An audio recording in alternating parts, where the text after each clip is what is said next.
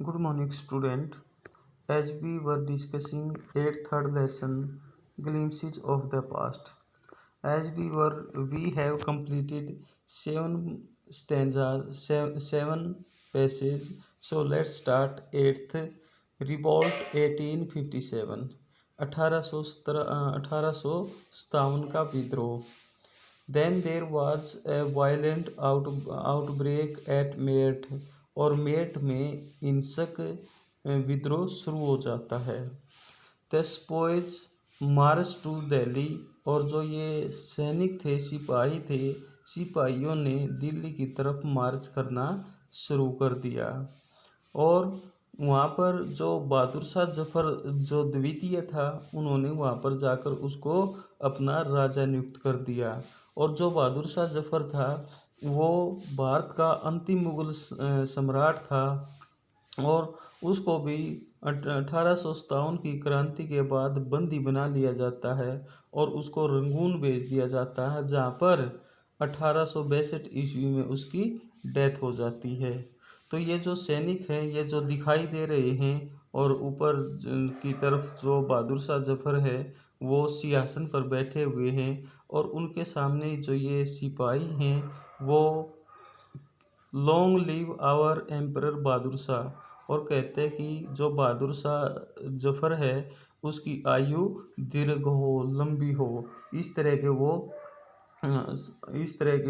वो जो शब्द हैं वो बहादुर शाह जफर के लिए कहते हैं, उसके लिए प्रयोग करते हैं. थर्ड में द रेबेलियन स्प्रेड वाइडर, और ये जो विद्रोह था अब और ज़्यादा वो तीव्र होता चला गया, फैलता गया. Many landlords had lost their lands, और बहुत सारे जो जमींदार थे उन्होंने अपनी ज़मीनें खो दी. Because of the British policies के कारण, ब्रिटिश जो अंग्रेज़ों के द्वारा अपनाई गई जो नीति थी, उस नीति के तहत बहुत सारे जो जमींदार थे वो उनको अपनी ज़मीन से हाथ धोना पड़ा था. एंड दे वर सोर, और वो अब बड़े बैठे हुए थे, यानी वो अब विद्रोह के बारे में ही सोच रहे थे. जैसे कि बहुत सारे, जैसे पहले भी आपको बताया था कि किसी भी शासक को वो दत्तक लेने की अनुमति नहीं देते थे, पुत्र गोद लेने की अनुमति नहीं देते थे. किसी शासक पर वो कुशासन का जो हवाला देकर उसको अपने राज्य में मिला लेते थे. किसी जो जैसे नाना साहब थे, उसको उसकी पेंशन बकायदा फिक्स कर दी गई थी, लेकिन वो उससे संतुष्ट नहीं था. यहाँ तक कि उसको वो जो राज सिंहासन था उसकी भी उन्होंने अनुमति नहीं दी थी. और इसीलिए प्रमुख जो शासक थे भारत के, उन्होंने किसी न किसी तरीके से अंग्रेज़ों के खिलाफ थे, और इस प्रकार से जो ये खिलाफत थी ये विद्रोह के तौर पर सामने आती है 1857 में. The white man's rule must end, और इनमें एक व्यक्ति है जो कहता है कि जो अंग्रेज व्यक्ति हैं उनके शासन का अंत होना चाहिए. Yes you will help you, we will help you, हाँ हम भी आपकी इसमें सहायता करेंगे. 9th the fights of freedom 1857, 1857 की क्रांति लड़ाई.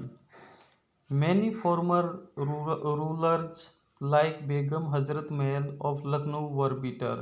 बहुत सारे पूर्व जो शासक थे, जिसमें बेगम हजरत महल थी जो लखनऊ से थी, वो बहुत ज़्यादा क्रोधित थी, बहुत ज़्यादा कटुता से भरी हुई थी. और क्या कहती है, the white man has taken away my kingdom, कि जो अंग्रेज हैं, अंग्रेज़ों ने मेरे साम्राज्य को छीन लिया है. पॉपुलर लीडर्स लाइक मौलवी Ahmadullah of Faizabad told the people, और दूसरी तरफ जो फैजाबाद का जो शासक है जिसका नाम मौलवी अहमदुल्ला है, जैसे प्रसिद्ध नेताओं ने लोगों से कहा। क्या कहा? उन्होंने आह्वान किया, राइज ब्रदर्स राइज, भाइयों जागो, उठो, द अंग्रेज इज रूइनिंग आवर लैंड, जो अंग्रेज हैं वो हमारी ज़मीन को नष्ट कर रहे हैं। इसी में नीचे है, दे जॉइंड द अफसर्स अगेंस्ट द फॉरनर, और वो जो फॉरनर हैं उनके खिलाफ उन्होंने विदेशियों के खिलाफ विद्रोह में हिस्सा भी लिया था। द पीपल रोज एवरीवेयर, और जो व्यक्ति हैं उन्होंने हर तरफ से उठना शुरू कर दिया, यानी विद्रोह करना शुरू कर दिया, चाहे वो बरेली हो, कानपुर हो या इलाहाबाद हो।